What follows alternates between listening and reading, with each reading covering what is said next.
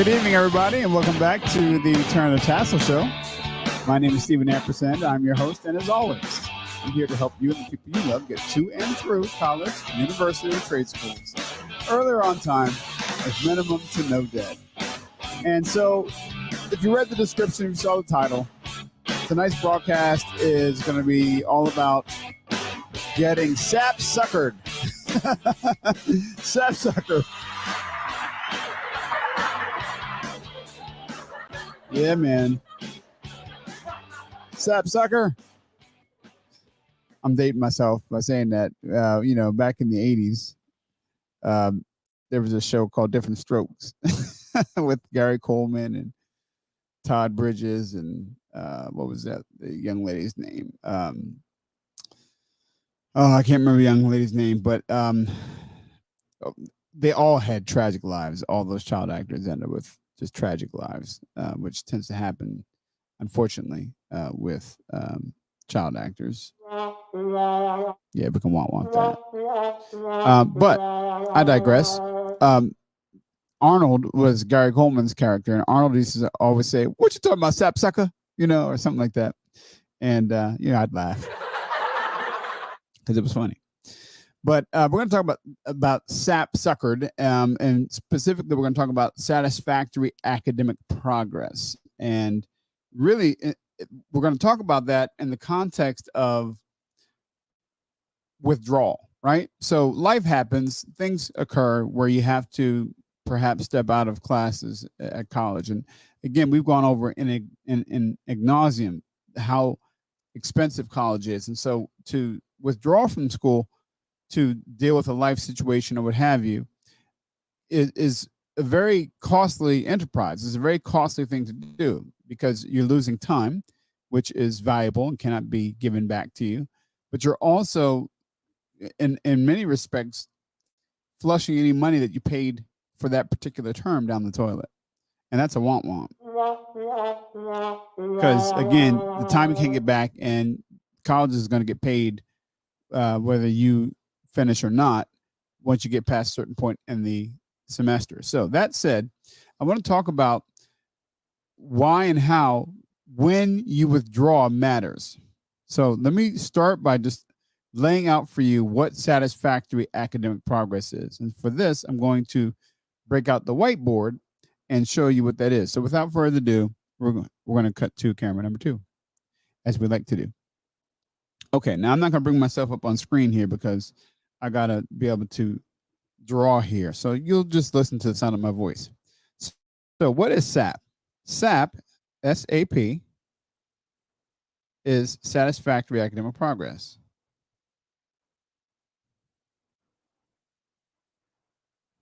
All right, that's not going to work. I'm running out of room. Get rid of that. All right, so satisfactory academic progress. You see that? Okay, so get rid of this. So in order to remain eligible for the student aid that you may have qualified for, you must be making satisfactory academic progress. And the reason for this is because, now I'll jump in for this. The reason for this is because, I get rid of my logo. Well, we are struggle streaming today. Oh, wrong one. Hey, let's do it like this. Boom, here I am. All right. So the reason for this, the reason why this is important is because when you introduce the federal aid programs, before there were measures in place, people could just take money to go to college and just do it over and over and over a year. And so you had professional students, people that were making a living literally by being in college and taking Pell Grants if they were Pell Grant eligible, taking student loans if they were student loan eligible, and living off those monies and never really getting to a degree because they were just taking a little bit of this, taking a little bit of that, and taking just enough credits to qualify for the aid and then bouncing, right? So that was no bueno. So eventually that was exposed as fraud and abuse. And so what they did is they put these satisfactory academic progress measures in place so that you couldn't just be taking classes and meandering around. You're using taxpayer dollars, so you have to be able to make progress and get to the finish line. So the way SAP works is you must be demonstrating SAP making progress towards the credential based on a measure, 2 measures that I'll show you here in just a moment, really 3. And if at any point it is determined that you're not going to get to the credential within the specified measures, the aid has to stop immediately. So with that in mind, There's a qualitative measure. Let me get back here. Okay, qualitative. It's a U. Terrible U. Qualitative measure. There's a quantitative measure.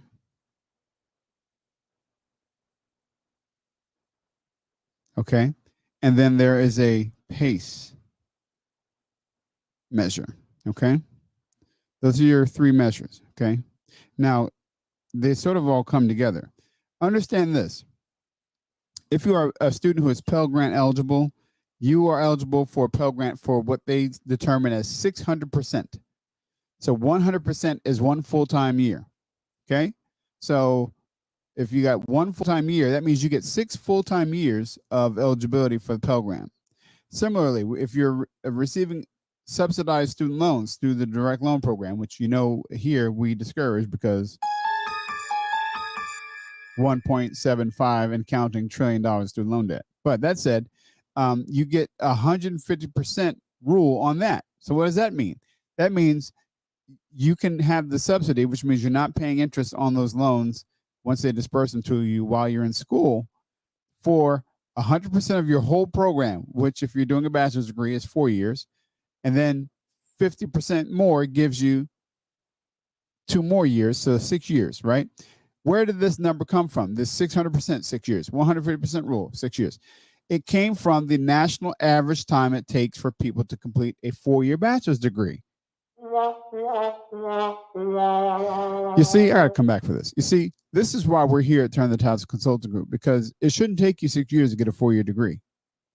But see, the colleges and universities, whether they want to admit it or not, really don't have much incentive to see to it that you finish within 4 years. They just don't. Why? Because you're there and you're paying tuition fees, room, board, book, supplies, transportation, housing, blah, blah, blah, blah. You are doing that for 2 additional years, helping their revenue stream. They're not going to, now they're going to feign like they want to do something about that, but come on, really? Right?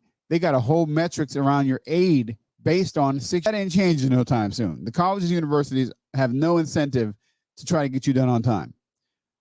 But here at Turn the Tables Consulting Group, that's all we're here to do, is to get you to and through earlier on time with minimum to no debt. Okay, so now that I put the plug in, let's go back. Okay. So remember, qualitative, quantitative, and pace. So the qualitative measure is a 2.0, come on, 2.0 GPA or better, right? So you got to have a 2.0 GPA better cumulatively, okay? They know that you can't get a degree conferred if you have less than a 2.0. You didn't do well enough. So you got to have at least a 2.0 GPA or better. That's the qualitative. Okay. Now, a quantitative measure is a percentage. You must complete at least 67% of the courses you register for each term in order to be making the quantitative measure. Okay? Why? Why is that important? Because you could have a 4.0 GPA if you took 4 classes, each at 3 credits. Let's say you took 5. Yeah, let's say 4. Keep it easy, right? If you took 4 classes at 3 credits per class, that's going to give you 12 credits in a semester. If you realize that you're failing 3 of the 4, but you've got an A in that 4th class, so you withdraw from the 3 courses or drop those 3 courses after the withdrawal date, excuse me, then you're going to have for that semester a 4.0 GPA, and you're going to make the Dean's List. Yay!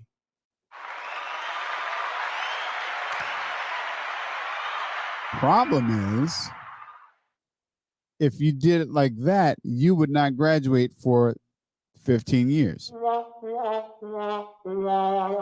So you got to complete at least 3 out of those 4 classes with a C or better to be making the qualitative and quantitative measure. Okay. And so the two of these together ultimately make up the pace measure, right? They make up the pace measure, right? So the pace measure is, can you get to the degree within 6 years? Based on your performance and what you've been doing, will you get to the credential within 6 years? If at any point in the equation it becomes clear, and schools can pick whether they do an annual review or they do a semester by semester review, they have that option. But when it becomes mathematically clear that you're not going to get to the credential before you run out of eligibility, your aid has to stop at that moment. Yeah, it's messed up. All right, so let me come back. Okay, so SAP suckered. Why are you being SAP suckered? Because it's like a sucker punch, right? Pow. What you don't realize is if you withdraw from your classes during the semester before what is known as the 60% date, not only are you going to be hurting from a satisfactory academic standpoint position, but if you withdraw prior to 60%, you have not earned 100% of the aid you already received. In the beginning of the term, they'll give you a voucher for books based on the aid that you're eligible for, and then they originate loans, they originate your Pell, they do all that stuff.